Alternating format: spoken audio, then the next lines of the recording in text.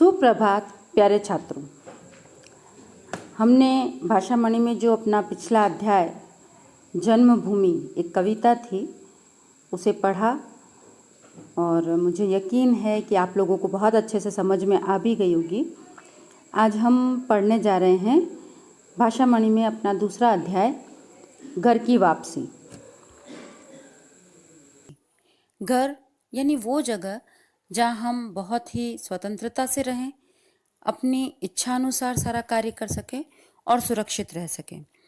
ऐसी जगह जहाँ हमें बहुत सुकून मिलता है। इस कहानी में भी यही है कि पाठक नाम का जो लड़का है वो अपने घर पर जिस तरीके से स्वच्छंद रहता है, एक चंचल प्रवृत्ति का है। जब उसे कहीं और जाकर रहना पड़ता है तब वो अपनी सारी चंचलता कहीं भूल बैठता है और एक उदासीन जीवन शुरू कर देता है। आइए हम अपना पाठ पढ़ते हैं। पाठक चक्रवर्ती अपने मोहल्ले के लड़कों का नेता था। सब उसकी आज्ञा मानते थे। यदि कोई उसके विरुद्ध जाता तो उस पर आफत आ जाती। एक बार पाठक ने अपना नया खेल सोचा। नदी किनारे लकड़ी का एक बड़ा लट्ठा पड़ा था। उसकी नौका बनाई जाने वाली थी। पाठक ने कहा, हम सब मिलकर उस लट्ठे को लुढ़काएं। सब लड़कों ने उसका अनुमोदन कर दिया। जब खेल आरंभ होने वाला था तो पाठक का छोटा भाई मक्खन बिना किसी को एक भी शब्द कहे उस लट्ठे पर बैठ गया। लड़के रुके और एक क्षण तक मौन रहे। फिर एक लड़के ने उसको धक्का दे दिया, परंतु वह न उठा। यह देखकर पाठक को क्रोध आया। उसने कहा, मक्खन, यदि तू न उठेगा तो इसका बुरा परिणाम होगा। किंतु मक्खन यह सुनकर और भी आराम से बैठ गया। अब यदि पाठक कुछ हल्का पड़ता तो उसकी बात जाती रहती। बस उसने आज्ञा दी कि लट्ठा लुढ़का दिया जाए। लड़के आज्ञा पाते ही 1 2 3 कहकर लट्ठे की ओर दौड़े और सबने जोर लगाकर लट्ठे को धकेल दिया। लट्ठे को फिसलता और मक्खन को गिरता देखकर लड़के बहुत प्रसन्न हुए। पाठक कुछ भयभीत हुआ क्योंकि वह जानता था कि इसका परिणाम क्या होगा। मक्खन पृथ्वी से उठा और रोता हुआ घर की ओर चल दिया। पाठक को लड़कों के सामने इस अपमान से बहुत खेद हुआ। वह नदी के किनारे मुंह हाथ धोकर बैठ गया और घास तोड़ तोड़ कर चबाने लगा। इतने में एक नौका वहां आई जिसमें एक अधेड़ उम्र का व्यक्ति बैठा था। उस व्यक्ति ने पाठक के समीप आकर पूछा, पाठक चक्रवर्ती कहाँ रहता है? पाठक ने अपने पांव फैलाते हुए उपेक्षा से उत्तर दिया, मुझे नहीं मालूम। इतने में उसका घरेलू नौकर आया और उसने उससे कहा, पाठक, तुम्हारी माँ तुम्हें बुला रही है। पाठक ने जाने से इनकार किया। चूंकि नौकर मालकिन की ओर से आया था, इस वजह से वह उसको ले गया। पाठक जब घर आया तो उसकी माँ ने क्रोध में आकर पूछा, तूने मक्खन को फिर मारा? पाठक ने उत्तर दिया, नहीं तो, तुमसे किसने कहा? मक्खन चूंकि कह चुका था कि मुझे मारा है, इसलिए उसने अपने शब्द कायम रखे और दोबारा फिर कहा, हाँ हाँ, तुमने मारा है। यह सुनकर पाठक को क्रोध आया और मक्खन के समीप आकर उसने उसे मारना आरंभ कर दिया। उसकी माँ ने उसे तुरंत बचाया। पाठक ने अपनी माँ को धक्का दे दिया।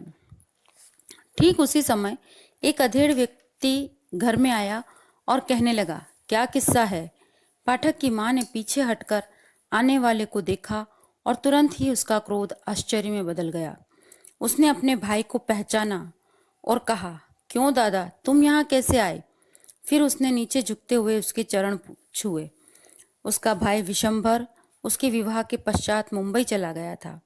वह अपनी बहन से मिलने कोलकाता आया था क्योंकि बहन के पति की मृत्यु हो गई थी। कुछ दिन बड़ी प्रसन्नता के साथ बीते। एक दिन विशंभर ने दोनों लड़कों की पढ़ाई के विषय में पूछा। उसकी बहन ने कहा, पाठक बहुत चंचल है, किंतु मक्खन पढ़ने का बहुत इच्छुक है। यह सुनकर उसने कहा, मैं पाठक को मुंबई ले जाकर पढ़ाऊंगा।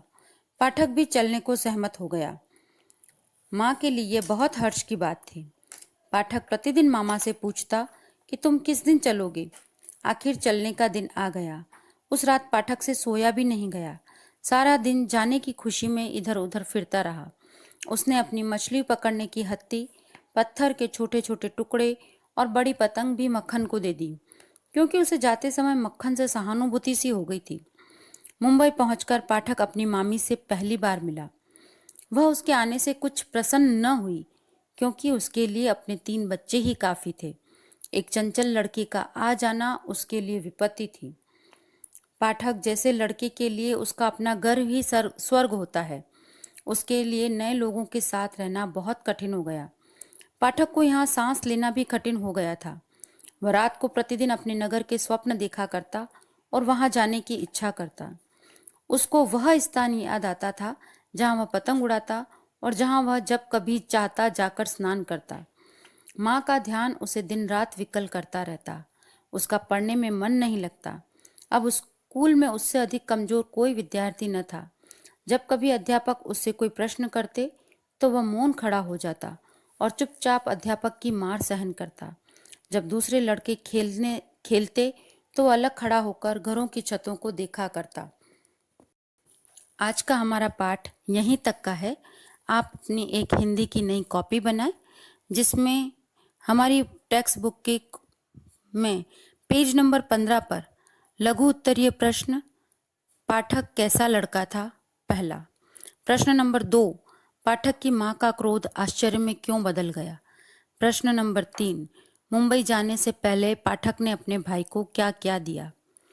दीर्घ उत्तरीय प्रश्न, पेज नंबर 15। प्रश्न पहला, नदी के किनारे लकड़ी के लट्ठे को देखकर पाठक ने क्या खेल सोचा। प्रश्न 2, पाठक की माँ ने उसे मुंबई क्यों भेजा। इसी के साथ हमारा भाषा ज्ञान अभ्यास अर्थात एक्सरसाइज का प्रश्न नंबर 1 और प्रश्न नंबर 2 पेज नंबर 16 पर आप इसे अपनी नई कॉपी में जरूर करें। धन्यवाद।